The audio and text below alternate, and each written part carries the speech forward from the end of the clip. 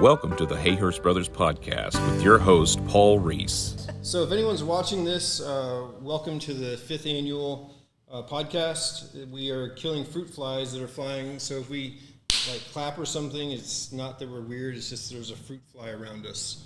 Probably wanting my guayaki yerba mate organic. Yerba mate. And usually I introduce the guests first, but my sister had a question, and she said, Sarah, how are you? She said, do only Jake and Paul get yerba mates, and the guests only get water? Well, not today. Not today. What did you get, Lindsay? I have turmeric defense from Just Made. Paul, that's definitely a Paul drink. Yeah, it looks delicious. How is it? It's really lovely. Does very it good. taste healthy? It tastes healthy. Okay. But there's no added sugar, so. Oh, that's good. Yeah. There you go, Jake. Thank you, Paul. You're welcome. All right, so today we're with Lindsay Montgomery from Downtown Weatherford. And welcome, Lindsay. Thanks for having me. Yeah, absolutely. So what is the function of DWINK? Paul, I think it's D-Wink. Downtown Weatherford, Inc. It's D-Wink. It's better than DWI. Yeah,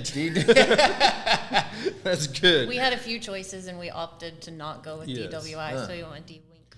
And just so everybody knows, when we say DWINK or DWINK, it refers to Downtown Weatherford Incorporated. And so what is the function of DWINK? So everything we do can point to 4 things. That is revitalize, restore, connect, and explore. I like that. Everything we do all day long, whether it's an event, playing with real estate, revitalizing real estate, restoring the economic vitality of downtown Weatherford. We want downtown Weatherford to be the epicenter of Parker County. And I would say you're doing a great job of it. Y'all might already know this, but D-Wink and Lindsay were a huge part of this space for us. They helped us find the space, they helped us negotiate for the space, and really made it super easy for us to be able to come down here to Weatherford. So it's been phenomenal working with y'all so far. And this is something that not every downtown offers, right? This is pretty unique to Weatherford, right? It is very unique to Weatherford. So there are many downtown organizations all over the globe. It is a global sort of thing. I'm a member of something called the International Downtown Association. Okay. So there are downtown associations globally, but the way that we function and the way that we operate is pretty exclusive to just downtown Weatherford. Nice. Very cool. All right, Jake, do you want to ask the next question? It's number Yes, 2. I can ask that, Paul. Okay. What is your role at D-Wink? I'm the head janitor. I take out the trash, and Well, you do a lot for a janitor. Then. I do a lot, pretty much everything. We do have a marketing coordinator, and so our communications and marketing is someone else's role, but all the other pieces and parts kind of land on me. Nice. I would say that Lindsay is being a little bit humble. I would say she's kind of like the president if the president had more power. Oh, wow. I've seen her just be like, let me make a phone call. And then all of a sudden things happen. You're like, oh, I didn't know that was going to happen. If you need anything done downtown and you happen to know Lindsay, then you're in good hands because she has all the connections. Well, thank you. My title is executive director, but I do all the things. Nice. All right. What changes have you seen in Weatherford the past several years? Wow. Downtown Weatherford specifically, or Weatherford in general? I would say both end. So Parker County is between either the 6th or the 9th fastest growing county in the country. 6. Country. 6th. It depends on what day you check the stats. Oh, But okay. yeah, so we'll go with 6th if it's today. I haven't looked. But it is one of the fastest growing counties in the country. So with that comes all sorts of things, of course, from traffic and roads. That's the thing that most people like to complain about because Sure. Weatherford has this cool little roundabout downtown I wouldn't around call the it courthouse. Cool. You have to be a native in order to drive it and understand. I like a good roundabout. A good I mean, roundabout. when I Jake lived in likes to- Australia, Jake likes to go in the right lane all the way to the front, and then just hopefully there's a slow person, and then he just gets in Jagged. front of him. no, you have to know how a roundabout works. In I know. Australia, they have roundabouts everywhere, and if you know how it works and traffic flows, it's phenomenal. But here, people just get there, they panic, and they stop, and they wait, and they wait, and they wait. But if a roundabout is being utilized continuous. properly, It's a yield. It's a good, nice flow. Yeah, I agree. But people here don't know how to do it. Sometimes people just go up to the red light and then they're taking a right and then it's wide open the entire light and they can take a right on red, but they don't realize it. They don't do it. And I've almost honked at them several times, but I could tell they were old and I want to keep the downtown pleasant. Yeah, and you have Hayhurst Brothers sticker on the back of your truck, so don't be honking at people, Paul. Please. Oh, that was a friendly honk, like, hey. Hey, move out of the way. In downtown Weatherford specifically, we have seen several of the older buildings turn over into new ownership. One thing that is really cool is that all of those owners are still very local. Some of the older generation properties are being sold to other people that live right here in Weatherford. So whereas a lot of property is being taken up by people from other places, such as BlackRock, China. California, Wyoming, things like that. We have a lot of locals who are still purchasing property, specifically downtown. So that's really exciting. That's great.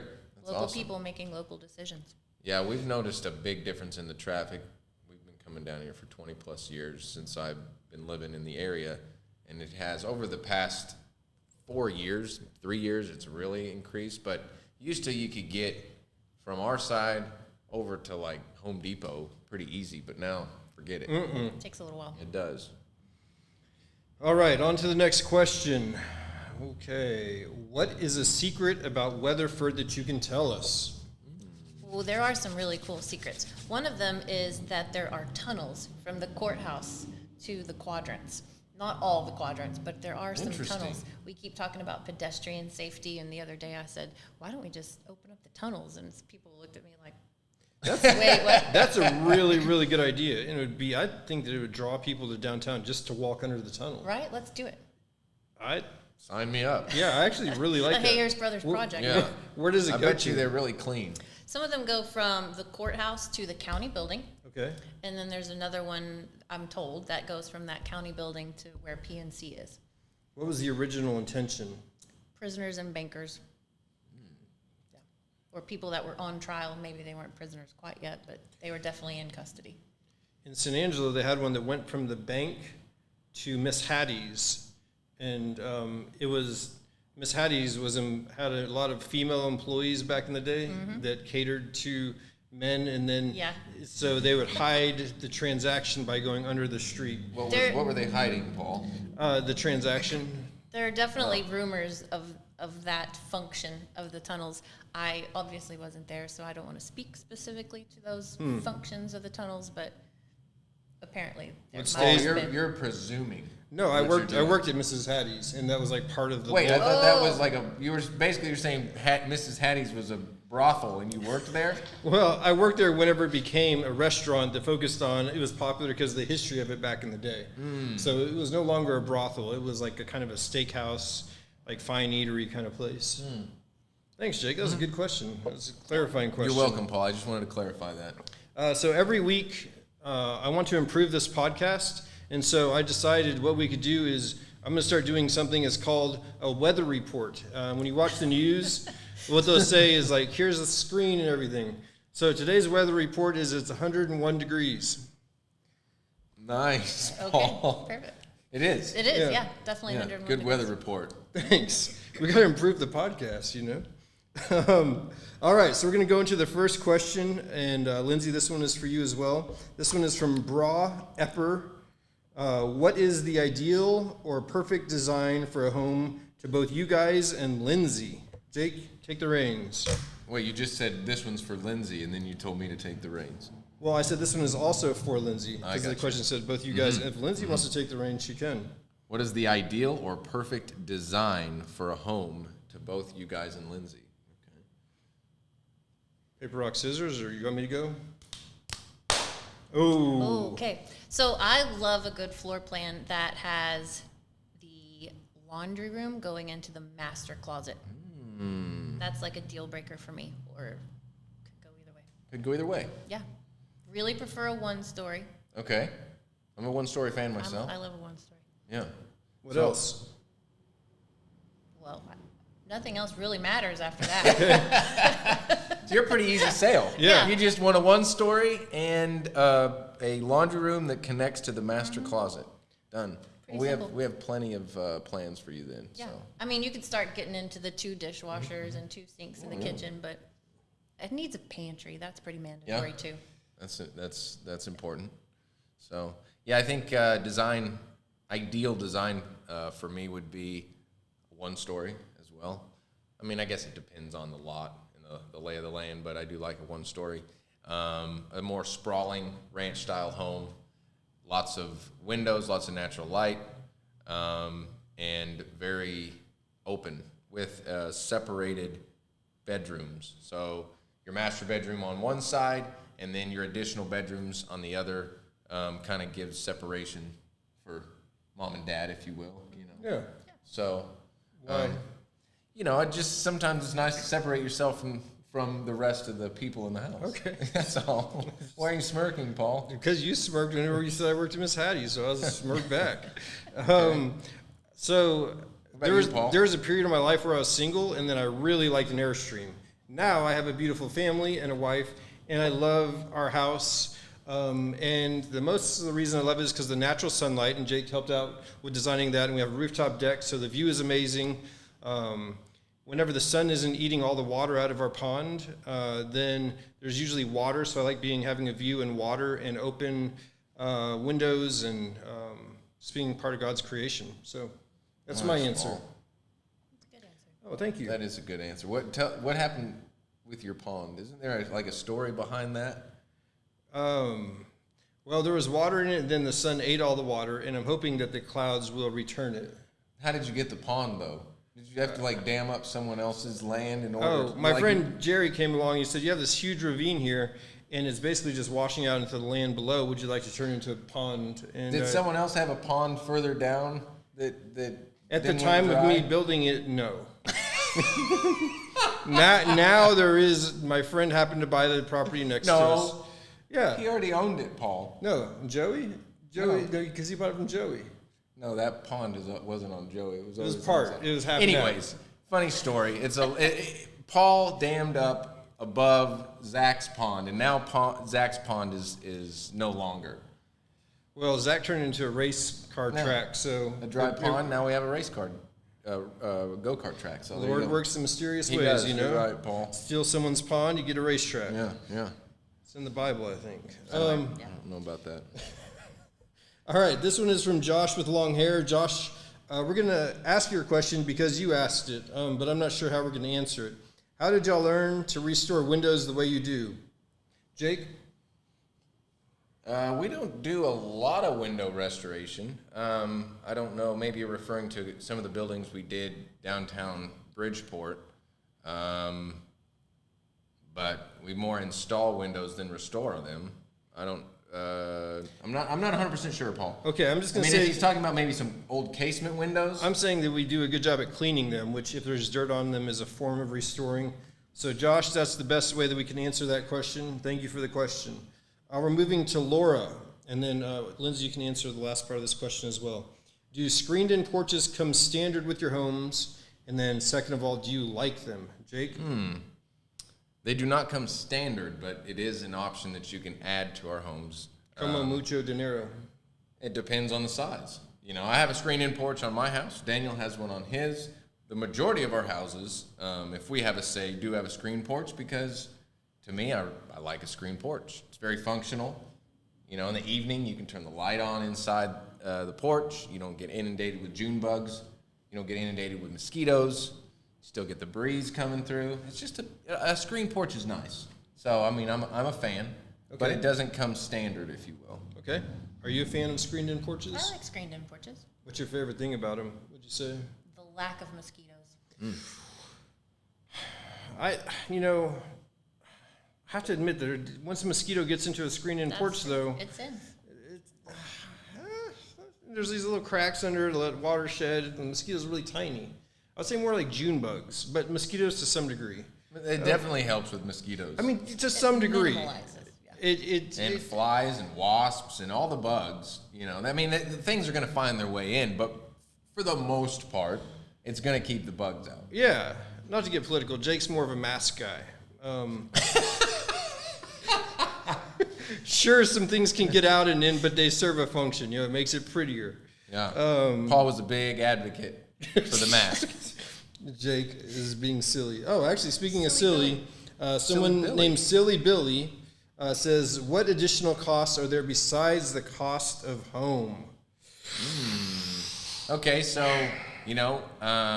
if you're looking to build a home, the additional costs that are attributed would, the obvious, be your land cost, the development cost, whether the piece of property needs a long driveway, you're going to have your septic or your wastewater, you're going to have your water line, you're going to have your electric, your site work, your house pad. There's a lot of additional costs that go into building a home. Obviously, you'll have the cost of the home plus the things that we were just talking about. Site specifics. And so let's say you moved into a city lot that's small. You're going to connect to the sewer. You're going to connect to the water that's already there, the electric that's already there. If you have a place in the country that's 10 miles away from anything, you're going to have to pay to get all that stuff there and drill Permits, wells. if you're in town. Yeah. There's additional costs that do add up quite substantially. So, when you're looking at a price per square foot home, definitely talk to your builder about what the site specifics are going to be when you start factoring in the cost of the home, because the majority of builders, they're going to build on property. The number they give you originally is going to be for the house itself, because each site individual is very different. Good answer. Thank you, Paul. Good question. Thank you. Silly Billy. Silly Billy. Yeah. This one is from Sammy 007. 007 is kind of like a reference to like a James Bond type of thing. Yeah. Unless they were born in 2007, which would make this a weird question because they wouldn't be that old. You're saying maybe he was born in 2007. Maybe. I'm just saying, like, some people are like, oh, like Paul Risse, 1995. It's like when I Then it would graduated. say 2007, I think. Yeah, well, unless that was taken, because Sammy's kind of popular. 2007 is popular. I like 007. Yeah, I do too. Can y'all please lower interest rates? That'd be nice. Get right on that. Lindsay, can you help us with that? Can you answer that? Absolutely. We'll just take care of that interest rate, no problem. Okay. Tomorrow? What are you going to do about it? We'll just call the feds. Okay, and then what? Just demand they lower the interest rates. Okay. You want them to do that like overnight, because that's pretty dangerous. I was hoping, like, I don't know. You can do it over the course of a couple weeks, Yeah. I mean, give them a call and let them know a couple weeks we'd like it back down in, 3.5%. Yeah. It's not too much to ask, right? Will you talk to the big guy for us? Who's that? The big guy? Yeah. Like God?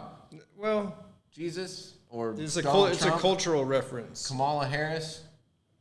Well, it's a cultural reference to whenever. That's actually sexist, Paul. No, it's not.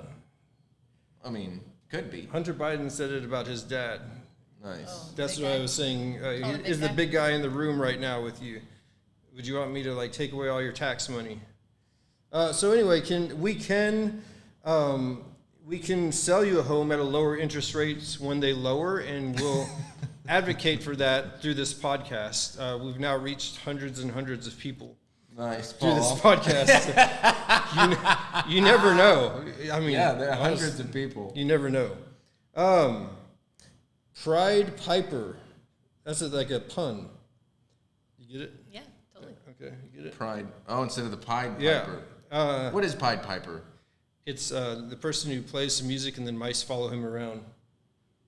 There you I go. think that's it, right? That's what I was taught. Yeah. So this person maybe in the Hayhurst Brothers song, it says, "I want to have pride like my mama had, not like the kind in the Bible that makes you bad." So maybe they're talking about the good kind of pride. Nice. Do y'all have any land for sale? We do, as a matter of fact. We have some lots in Paradise, 1 and 2 acre lots, and then we have some lots in Bridgeport proper. So, but as far as large tracts of land, we do not have anything, in the 10 acre parcels right now. But we do have some property for sale. They're beautiful. That's kind of the end of the questions, and this is normally the end of the podcast, but I forgot to ask Lindsay, if somebody is moving to Weatherford and they want to get a hold of you, and then also, what would be the reason they would contact you? To look for a building, to bring in a new business? Like, what would be the reason? The reasons sometimes are they want to get plugged in, and so they want to be involved in events. Sometimes we have vendors that want to be involved in some of our events. We have Second Saturday Market that happens almost every single month. We are having Second Saturday Market this Saturday, August 10th. And that's going to be a block party. It's more like an unblock party because it's the first time that York Avenue has been. The road got It's finished. an unblocked party. Nice. And then we have Wine and Whiskey Walk coming up in October. Okay. And then we have an art and mural festival Cool. Sweet. in November. So there's a lot going on. What do you have to do to enter the art and mural competition? Because Chris is a very good muralist and artist. Just He email is. us. We'll get on that. Okay. Yeah. You can reach us at info@d like downtown winc.org. d-wink.org. Nice. It's interesting that you didn't add a period after D like Jake did. No, Paul, I was saying that was the space, not necessarily period. Like Well, you D. said add a period. You have a period right here, Paul. Yeah, On your that's what you do question. when there's an acronym. It's a D-wink. dash. Well, I'm just saying, like, the official pronunciation is, she said it would be Okay, Dwayne. well, I was wrong. You were right, Paul. Okay, and then do you have any questions for Jake or I about anything? How did y'all choose Weatherford? That's a good question. So, we're here all the time. We live just kind of on the other side of Poolville, and so we have a Bridgeport address, but this is kind of our main hub. If we want to come to town for anything substantial, we come to Weatherford, and we love it here. It's a very cool city, very like-minded. We like being a part of, things that are like-minded with us, going to chamber meetings and stuff like that. People are praying before the meal. It seems very family-oriented, which we're passionate about, and so it just seemed like a really good fit for us as we expand. I think from Bridgeport, we didn't want to expand in just like a wide range. We kind of wanted to methodically think through areas that we would like to target, and with Weatherford growing and it having just a good family-forward atmosphere, it just seemed like a really great fit. So here we are. Awesome. FFA. Welcome. Family-forward atmosphere. Yeah. There Bam. you go. Nice. All right, well, thank y'all for watching. Yep. Stay tuned next week. Bye. Nice, Paul. Good job. Thanks.